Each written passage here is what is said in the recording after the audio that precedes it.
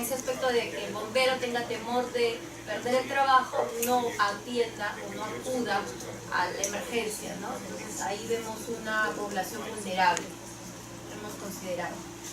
También pues que conlleva que incrementa la tasa de mortalidad o el número de personas heridas por esa carencia, ¿no? Y también pues incrementa las pérdidas materiales que se producen. Eso es con respecto a los efectos. ¿A los grupos? Sí. ¿Perdón? ¿A los grupos de interés? Los grupos de interés hemos considerado el Ministerio de Trabajo, la Superintendencia Nacional de Fiscalización Laboral, el Cuerpo General de Bomberos Voluntarios, Servir y Confier. ¿Por qué Servir y Confier? Porque hay bomberos voluntarios que trabajan en instituciones públicas y hay bomberos voluntarios que también pueden trabajar en instituciones privadas. Entonces hay que pedir opinión a esas instituciones, ¿no? Cómo afecta o qué grados tiene en incidencias de acuerdo pues a las tal vez denuncias que puedan haber, sea anónimas o no, de eso, ¿no? De las reducciones, de todo eso. Y con el tema del Ministerio de Trabajo, pues los recursos y mandatos hemos considerado que interviene por el proceso de reglamentación e implementación del proyecto de ley cuando se dé, ¿no? Depurada, podría mucho depurada de los grupos. ¿Qué opinión tenías? Qué fácil. sería bueno. Sí, ¿qué tenemos? Sobre la conclusión. De las filas a partir de la clase pasada. ¿De los comentarios adicionales? Yo por lo menos tengo que preparar un artículo. No, de la Bueno, en general del proyecto en Porque sí. ellos mandan un artículo con la revista.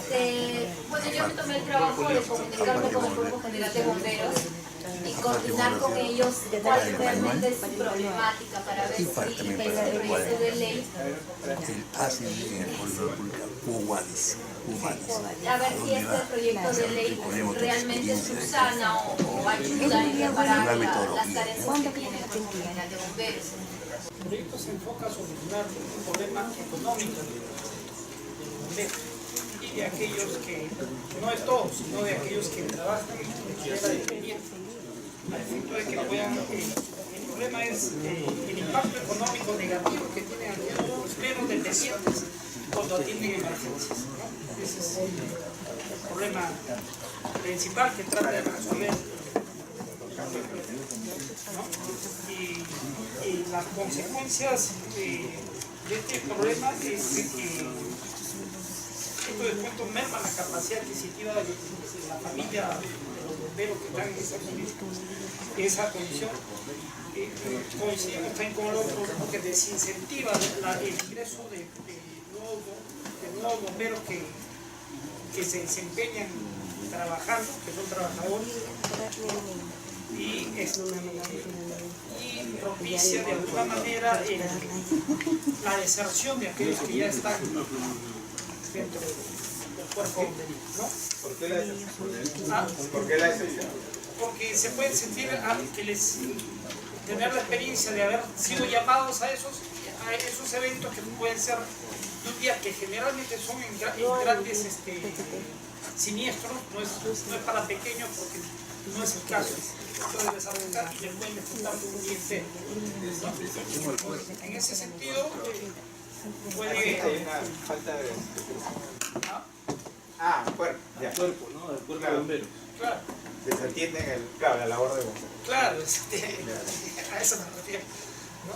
Desatienden esa labor, o sea, finalmente afecta esto a la moral dentro del cuerpo de bomberos, ¿no? Eso es en cuanto a la identificación del problema. En cuanto a la priorización, efectivamente coincidimos con el grupo de que en verdad este proyecto va a tener una aplicación muy escasa, ¿no? Porque todos los bomberos están sujetos a turnos en los cuales se respeta su horario de trabajo. O sea, ellos no están en las instalaciones del cuerpo de bomberos cuando están trabajando, se turnan. Entonces solamente son llamados cuando son eventos, incidentes de gran magnitud, digamos un incendio muy grande, inundaciones, cosas de ese tipo, cuando ya no pueden, con el personal que tienen ya no pueden asumir, ¿no? Entonces de tal manera que si se aplica va a ser muy eventualmente, ¿no?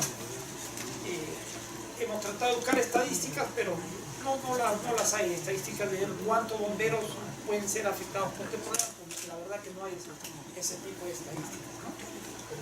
Lo que falta en este proyecto es que no se tiene información del promedio de remuneración de los bomberos, porque son voluntarios y es multidisciplinario. No hay una base de datos que nos ayude a ver cuál es más o menos el costo promedio que involucra la emergencia. Puede ser a nivel público o privado, pero teniendo un promedio de remuneración se podría ver el costo, porque son 5 intervenciones que pide el proyecto durante el año. O sea, no es una cosa tampoco grandiosa, sino es un costo muy reducido para la magnitud del proyecto, ¿no? Pero cada emergencia, claro, ¿no?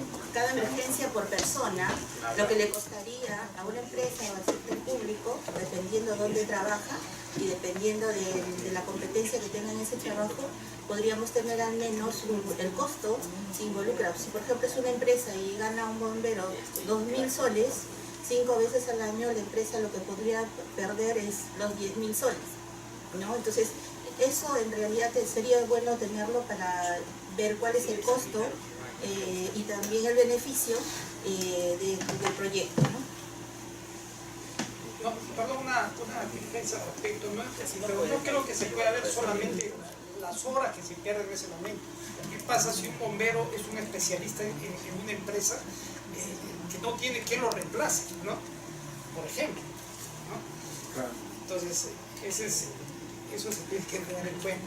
No es solamente lo que paga la empresa, sino que puede perder mucho más si no tiene un hombre clave en su proceso productivo, ¿no? Pero el costo sí puede variar. Claro, perdón, pero ahí hay un tema. Por ejemplo, en el caso mismo de los bomberos, bueno, no tenemos el dato, pero el proyecto en sí está solamente solicitando que no se le descuente 5 veces al año, porque en realidad la problemática de los bomberos es mucho más amplia. Tiene que ver con su seguro personal, familiar, si hay una secuela, si hay muerte, etcétera, etcétera. Aunque hay, creo que otro proyecto donde se dice que van a gozar del SIS y que se le va a aumentar, creo que la bonificación en caso de accidente o que fallezca, ¿no? Pero ya eso es otra implicancia en otro proyecto, pero si nos enfocamos al proyecto en sí, son las 5 exoneraciones que está pidiendo del trabajo del bombero, ¿no? Entonces, la mayoría de los países, como vamos a ver, en realidad el análisis costo-beneficio es un dato adicional, es un apoyo más para poder entender mejor cuáles son las propuestas, ¿no? Y que este proceso de discusión, digamos, política de las propuestas se pueda hacer. Entonces, quería ver ahora estas decisiones, primero revisar un poquito la experiencia de los países, ¿no?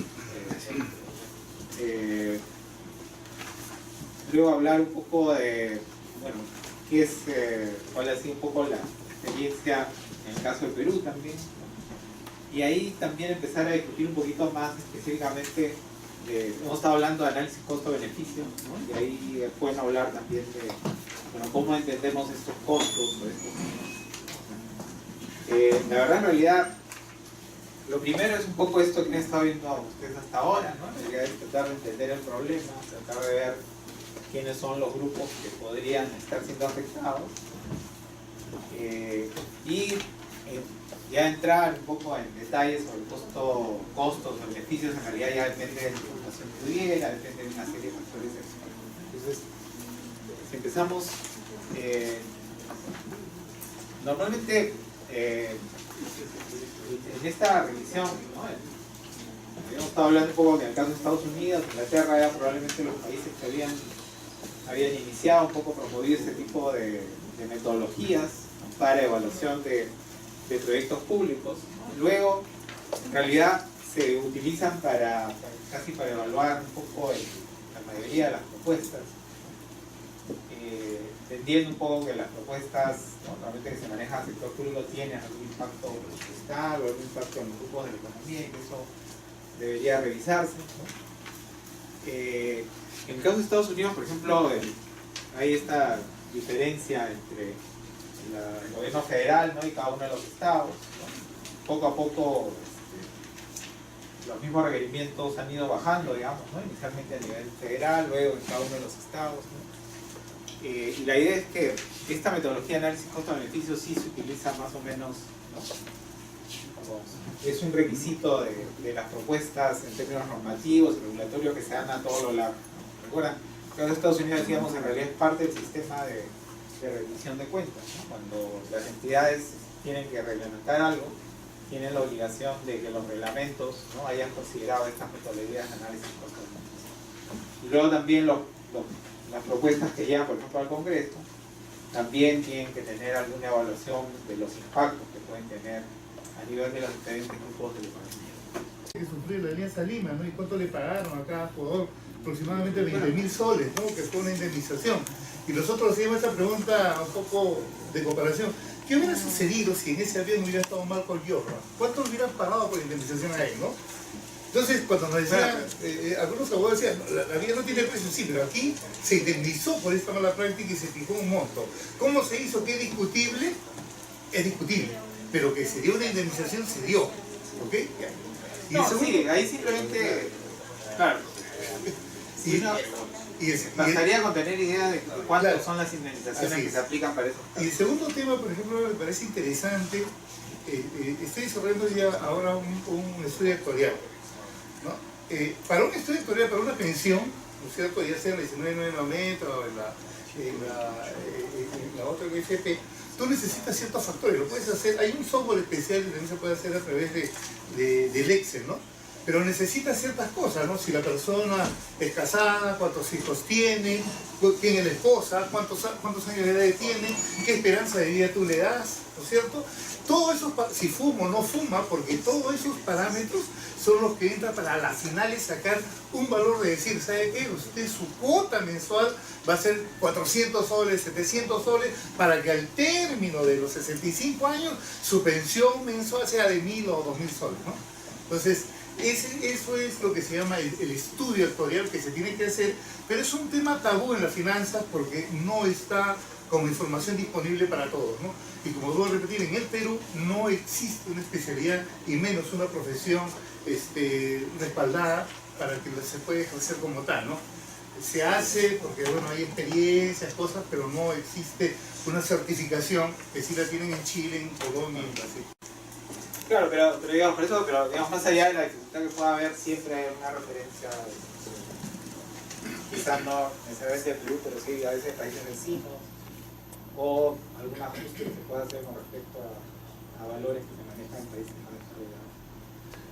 Entonces, lo que la idea es que simplemente pues, no son cálculos que uno tendría, claro, obviamente no es que estemos diciendo que debería valer eso, sino en términos de cómo evaluamos recuerden que lo que nos interesa acá es evaluar, ¿no? ¿Cuál es el beneficio que puede traer una política? ¿Cuánto es lo que nos puede costar? Porque eso es al final lo que nos interesa. Esa palabra que dice valor estadístico de la vida, un poco esa palabra es un poco confusa, porque la vida no se puede poner en estadística. Entonces yo la relacionaría con proyecto de vida que dice mi compañera. Dentro del proyecto de vida en Perú se ha hecho bastante tesis del proyecto de vida. Dentro de este libro cesante, indemnización, reconciliar, como dice la vida. No, bueno, en realidad pues, es una traducción un poco de este término que se utiliza en el caso de Estados Unidos. En el caso de Estados Unidos, la verdad es... A ella le confunde, tiene razón, la estadística de la vida, no podría decir. Claro. No, a lo que, bueno, la verdad es traducción literal. Es traducción literal del término en inglés. En inglés se habla, bueno, el término en inglés es así, valor estadístico de la vida. ¿Y por qué es estadístico? Porque en realidad se está tomando como base una estadística, pues en este caso una estadística actuarial, ¿no? Que es la que utilizan normalmente empresas de seguros, digamos, o empresas que tienen que dar indemnizaciones relacionadas con pérdidas de vida, y son las metodologías que ellos utilizan. O sea, la referencia estadística es que está basada en técnicas estadísticas utilizadas, ¿no? O sea, los nombres sí varían un poco de acuerdo a esto. El proyecto de vida probablemente ese tipo de metodología. Sí. Dentro del caso de Estados Unidos también hay otro tipo de utilización, por ejemplo, de estas metodologías de costo-efectividad, es decir, sobre todo cuando se quiere comparar objetivos sociales, ambientales, ¿no? Ahí sí es importante esta consideración, ¿no? De cómo es que se puede lograr ese objetivo con el menor costo económico. Incidentalmente, un poco, no sé, quizá eso es lo que podría estar pensando el presidente Trump cuando ha hecho estas afirmaciones ayer sobre el Acuerdo de París, ¿no? Pero en realidad, de alguna manera, lo que está diciendo es, ¿no? Nos parece que lograr esas metas de reducción de emisión de carbono, las metas ambientales, ¿no? Traen un costo muy alto para los trabajadores en Estados Unidos, para las industrias, podemos estar o no de acuerdo pero si ese es el argumento que tiene, por lo menos es un argumento que sí se puede discutir, ¿no? Y bueno, y obviamente en el caso de Estados Unidos hay toda una controversia porque se piensa que en realidad el costo no es tan alto, más bien el costo de dejar de hacerlo es probablemente más alto que hacerlo. Lo otro que normalmente es la metodología de análisis costo-beneficio, si tiene estas características, debería estar aplicada básicamente a proyectos que tengan un impacto significativo. Entonces, hay un nivel mínimo, ¿no? Normalmente los proyectos que y ahí es importante este criterio que les ponía de la priorización, ¿no? Porque en realidad no es que tengamos que hacer una evaluación de cuánto cuesta, pero sí algún criterio general para decir si finalmente deberíamos, ¿no? Invertir un poco más o dedicar más recursos para hacer un impacto, porque el impacto es significativo, de acuerdo al criterio que escojamos, o no es significativo. Y eso es lo que también se utiliza a veces estos programas de eliminación de barreras burocráticas, ¿no? O sea, o de simplificación administrativa, que a veces también le llaman, o, bueno, ahora se les llama calidad regulatoria, a veces hay diferentes. Ahí básicamente lo que se trata de ver es cuál es el costo para las empresas de cumplir con esa publicación. Vamos a ver un poco costos relacionados. Todas las empresas están alineándose a valores, a temas morales, a temas éticos, todas. Y el Perú, básicamente como país, está tratando de entrar también en este desarrollo hacia los 200 años, la cuestión está, a temas de rescatar valores. Entonces, ahí ya tenemos un tema de análisis desde un punto de vista ético, que todas las empresas están recuperando valor por eso, ¿no? Entonces, por ejemplo, las empresas en esta clínica que le decía, el valor es la atención, el valor es el cuidado personalizado que le dan, ¿no? El valor es la transparencia de darle la información de los gastos de la clínica, no ocultárselo. O sea, otra forma de transparencia y de valor ético es poner a disposición las historias médicas. O sea, ese tema de transparencia, de valores va generando en que las empresas en el Perú vayan adquiriendo más valor y por ende también el Estado va en ese sentido. Y yo creo que con estos parámetros sí podemos llegar a poder, en los proyectos de ley, darle ese sentido cualitativo que proponga este tema de costo. Iniciamos.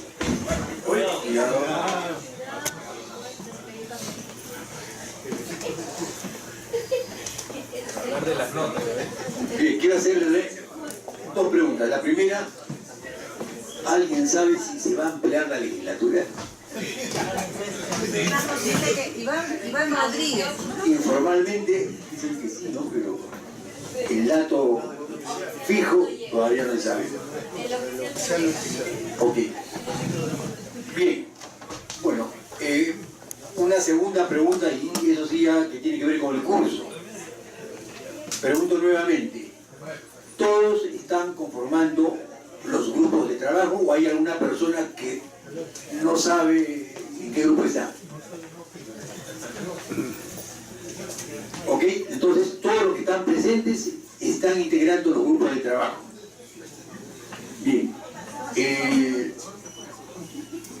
La reducción en el número de personas que no están viniendo tiene una causa, ¿no? Ya creo que se ha comentado, es la semana de representación. El día lunes vamos a hacer la depuración correspondiente y no va a haber ningún movimiento de un grupo. Alguien dice, como no vienen, se salen del grupo o conforman otros grupos. Vamos a dejarlo para el día lunes depurar la lista de asistencias y lo que están en forma permanente y establecer los grupos de trabajo. Ya lo voy a dejar con el micrófono a Roberto, que va a darle las notas de la primera evaluación. Esta evaluación que ha sido colegiada y para que vean de que realmente ustedes son de mucha calidad.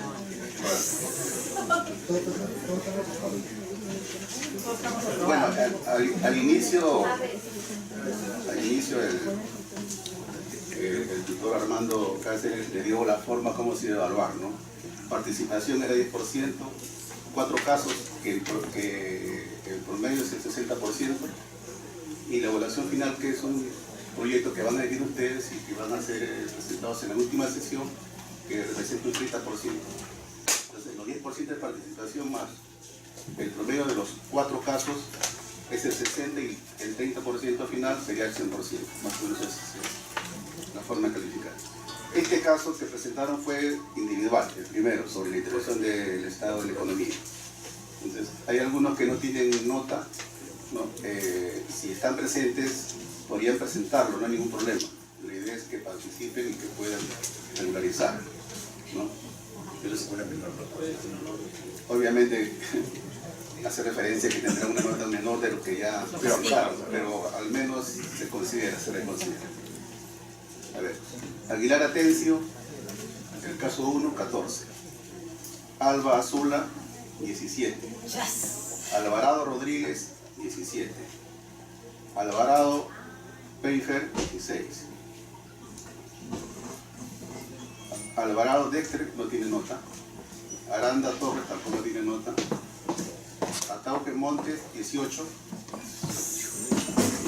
Aibar Chiu, 14. Belleza Cabanillas, 18. Benedetti Gorriti, 18. Borda Pilco, 16. Borda Burga Díaz, 14. Cabanillas Chávez, 16. Cáceres Ramírez, 17. Carpio Samalvides, 19. Casani Riera, no tiene nota. Casasola Esteban, tampoco tiene nota. Castillo Rodríguez, 19. Castillo, 20. Castro Macate, no tiene nota. Serna Pérez, tampoco tiene nota. Chávez Ortiz, 18. Chupipoma, 14. Contreras Álvarez, no tiene nota. Coronado Rivera, no tiene nota. Cuba Fernández, 15. Cueva Príncipe, no tiene nota. Leamat Irruría, 17. De Córdoba, López del Solar, 20. Donaire Díaz, 17. Durán Terrazo, no tiene nota. Francia Apaza, 18.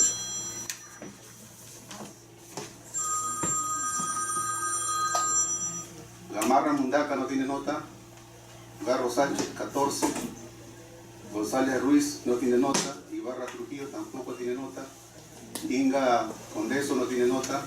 Izquierdo Benítez tampoco. Jiménez González, 17. Pulca Sánchez no tiene nota. Lainez Morales, 14.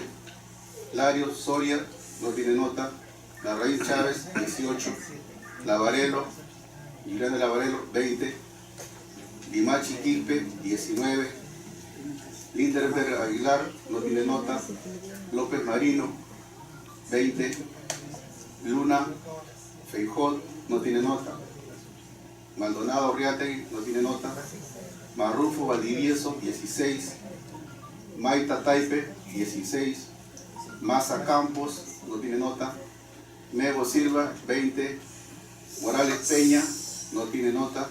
Niciosud Santa Cruz, tampoco tiene nota. Ochoa Pesos, tampoco tiene nota. Cueda Fierro, tampoco. Olivos Mesa, no tiene nota. Pacheco Usurriaga, 17. Palomino Estupiña, 20. Paredes Díaz, no tiene nota. Paredes Jiménez, 18. Paredes Castillo, no tiene nota. Peña Oviedo, 14. Peralta Moyopasa 19, Periche Seminario no tiene nota.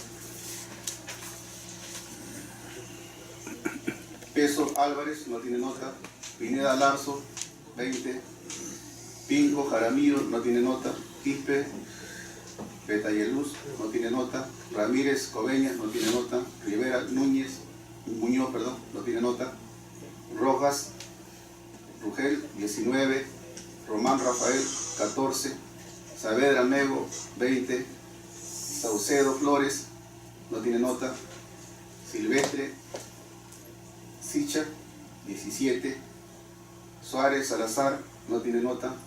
¿Por qué no? Suárez Salazar 20. Está duplicado. Está duplicado la lista.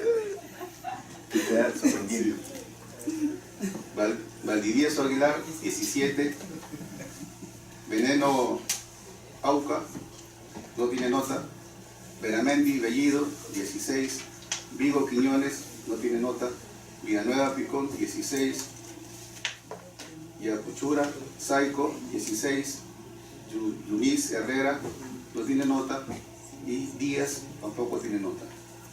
Somos 85 que están inscritos y que algunos, bueno, como le dije al inicio, no tienen nota y tienen plazo para regularizar. Ok, entonces el día lunes, por favor, los que no tienen nota, tienen una oportunidad para poder tener una nota ahí, ¿no? Y ojo, recordamos que la nota mínima probatoria, como todos ustedes saben, es 14. ¿Ok? Armando.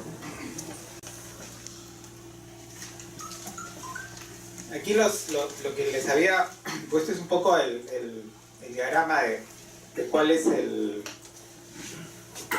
estas desagregaciones que se hacen en el caso de Comunidad Europea. Ahí también esta primera columna de costo de cumplimiento es lo que se le presta más importancia, ¿no? Y en costo de cumplimiento hay estos tres conceptos, ¿no? Lo primero, hay un primer concepto de carga administrativa. Carga administrativa, por ejemplo, tiene que ver básicamente con todo lo que son los temas de costos de información, entendiendo de que hay probablemente una buena parte de los requerimientos o las obligaciones de empresas que tienen que ver con presentación de diferente tipo de información, ¿no? Para luego ser publicado. Entonces, en la parte de cargas administrativas, ¿no? Hay una explicación un poquito más detallada después, pero básicamente estamos hablando del costo de información. Luego hay esta parte que está mucho más desarrollada, el costo de cumplimiento sustantivo, que básicamente se refiere a estos costos regulatorios directos que hablábamos en el caso de la Comunidad Europea, ¿no? El costo de lo que cuesta implementar el requerimiento dentro de las empresas, ¿no? El costo laboral directo, es decir, las remuneraciones que se pagan a los trabajadores.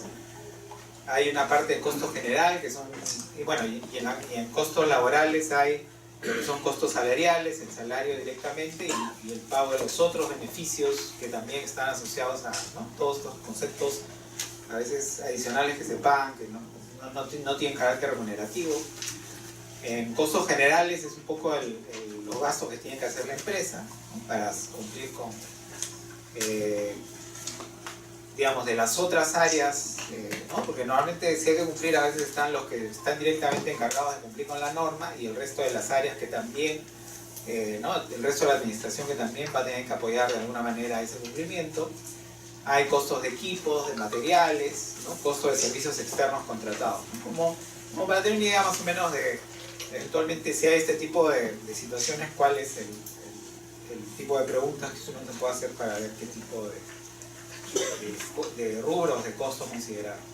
Y luego, en la última parte, en la última columna, está esto que es costo de administración e imposición, que están referidos a lo que son los costos de básicamente del Estado, de las entidades estatales para asegurar el cumplimiento, ¿no? Ahora, adicionalmente, en esta metodología, si ustedes ven en la parte de arriba, hay otros detalles de lo que le llaman costos financieros, que a veces tienen que ver más con o sea, normalmente los recursos que se tienen que aplicar a estos, al cumplimiento de la norma tienen un costo financiero.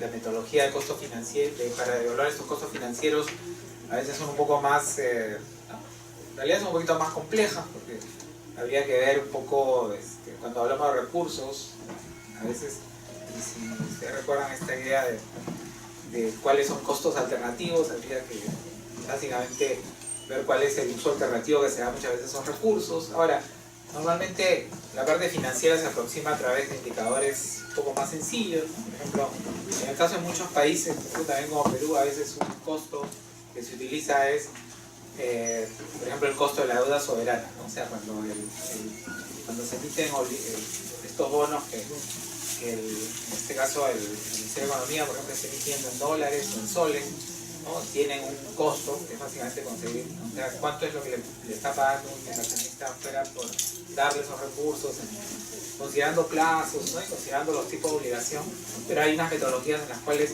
uno puede llegar a estimar más o menos ¿no? cuál es un poco ese costo. Por ejemplo, en algunos casos haciendo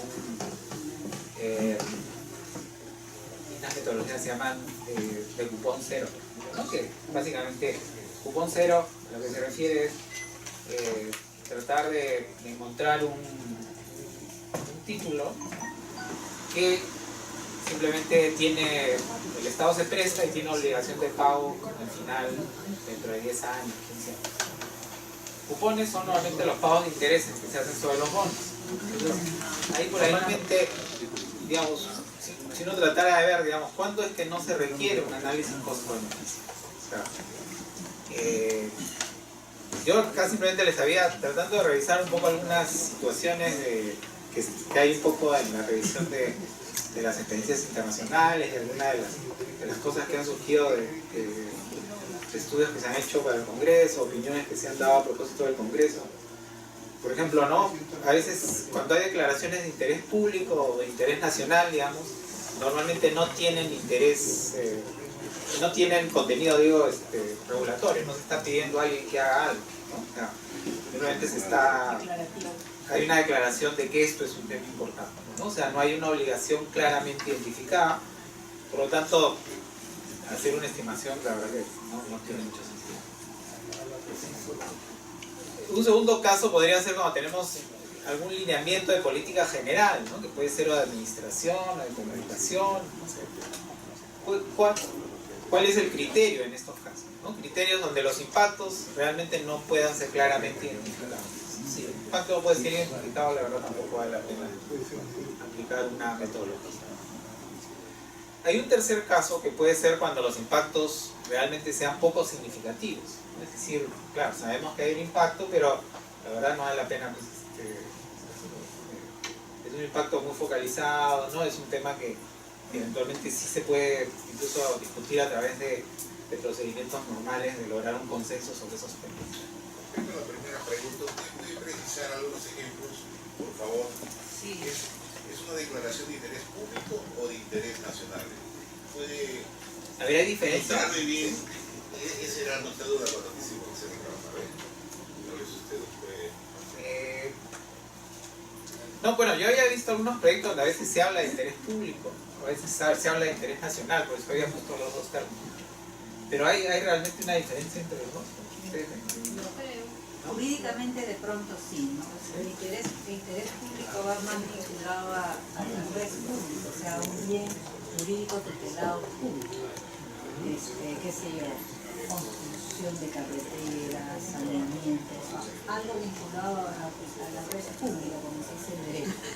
El interés nacional no necesariamente puede ir vinculado a un bien jurídicamente tutelado público, puede ser, qué sé yo, declares el interés nacional el homenaje a José Faustino Sánchez Carrión como ocasión de su no sé cuánto aniversario. Esa es un interés nacional, pero no es un interés público, porque no es vinculado a un tema público. Una pregunta nomás, dejarles plantear a partir de esto, ¿no? Si ustedes ven la metodología, primero hemos tratado de ver problemas, ¿no? Estas cosas que ya terminé entregando, ¿no? Lo que no tengan me lo entregan el lunes. Pero lo que quería que fueran viendo es, bueno, o sea, después de un poco plantear el problema, ver las prioridades, ¿no? Evidentemente ese es un tema donde sí se requiere un análisis costo-beneficio. Pero, ¿cómo creen ustedes que se podría aplicar esta metodología de análisis costo-beneficio a ese problema? ¿No? O sea, ¿cómo la aplicaríamos? Piensen, la idea es poder discutir un poquito de eso, porque como ven, ¿no? O sea, lo que nos da la metodología en el costo-beneficio es un menú de cómo la implementamos. O sea, lo que tenemos que tratar de ver ahora es cómo la implementamos a problemas específicos, ¿no? Y eso es un poco lo que quisiéramos hacer un poquito más de énfasis en estas sesiones que tenemos. Entonces, empezando el lunes por el tema de, o sea, ¿cómo implementamos esta metodología de análisis costo-beneficio a este problema de la pensión mínima universal? O sea, ¿qué conceptos utilizarían ustedes? ¿Qué creen de esto que es más importante para que piensen?